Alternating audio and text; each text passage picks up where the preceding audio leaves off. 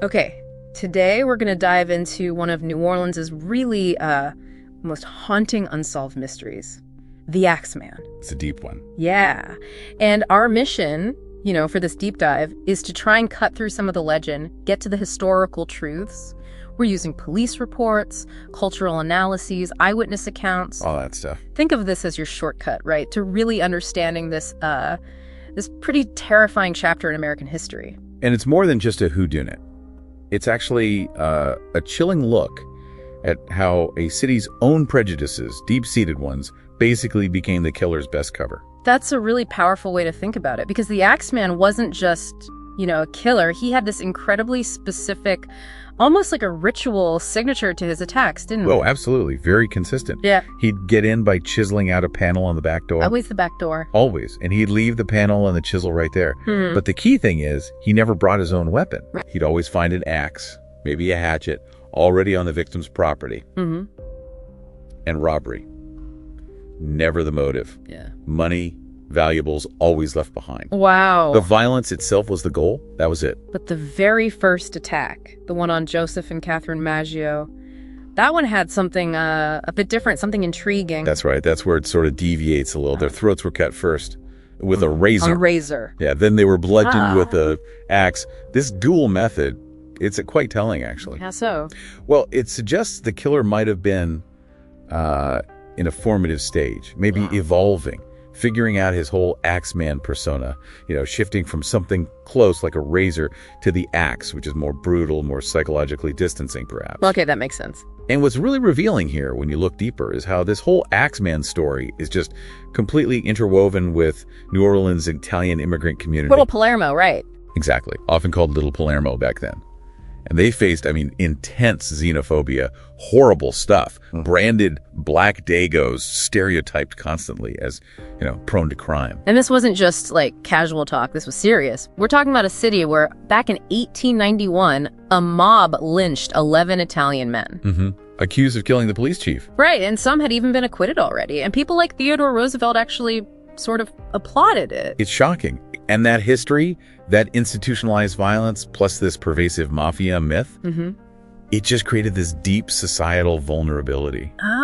So the police, they were slow to even think serial killer. Their bias immediately went to vendetta.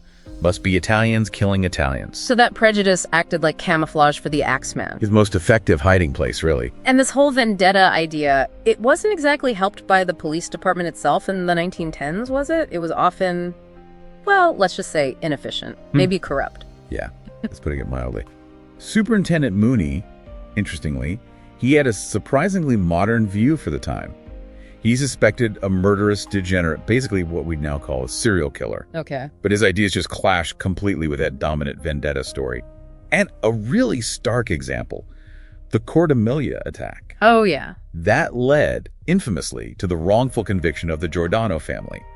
Rosie Cordemelia, who survived but was badly hurt, was basically coerced into blaming them. And she later recanted, right? She did.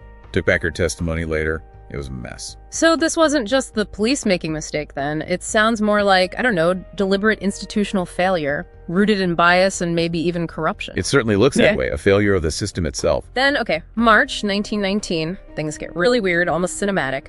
The hottest hell letter arrives. Oh, it was an extraordinary piece of writing, if you can call it that. Yeah.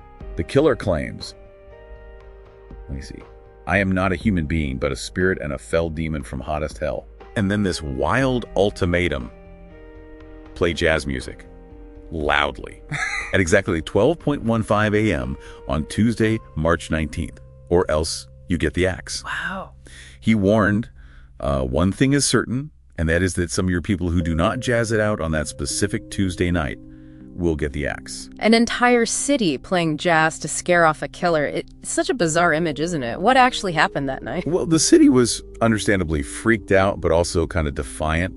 Every dance hall was absolutely packed. Jazz was blasting from homes, phonographs everywhere. And did it work? Amazingly, yeah. No one was murdered that night. But the psychological impact of that letter was huge. It basically turned the Axeman from just a murderer into this immortal legend, this boogeyman forever tied to New Orleans and its jazz scene. Like the city acknowledged him somehow. Almost like a ritual, yeah. They played his tune, literally. The case is still officially unsolved, of course. Lots of theories. But there's one suspect who always comes up, Joseph Momfrey. Right, Momfrey. The popular story, the one you hear a lot, is super dramatic. It claims his widow, Esther Pepitone, tracked him down in L.A. and killed him, convinced he was the Axeman. Revenge. Closure. But that's not quite right. Well, the historian Michael Newton did some really meticulous research and largely debunked that story.